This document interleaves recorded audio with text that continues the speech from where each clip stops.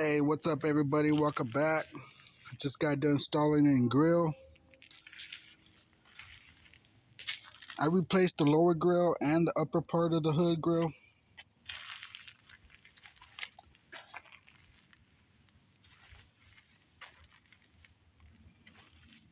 Looks really good, man. Such a brand new car.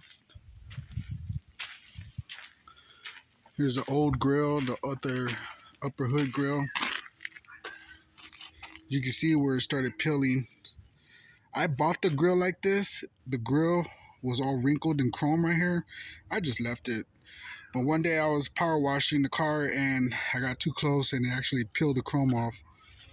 So I'm gonna go ahead and replace that too with it. This grill, that's original to the car. That's since day one. That's his day one right there.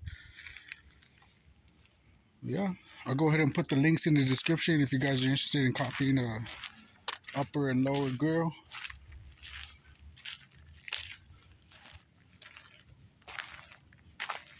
As you can see, this one's in perfect condition.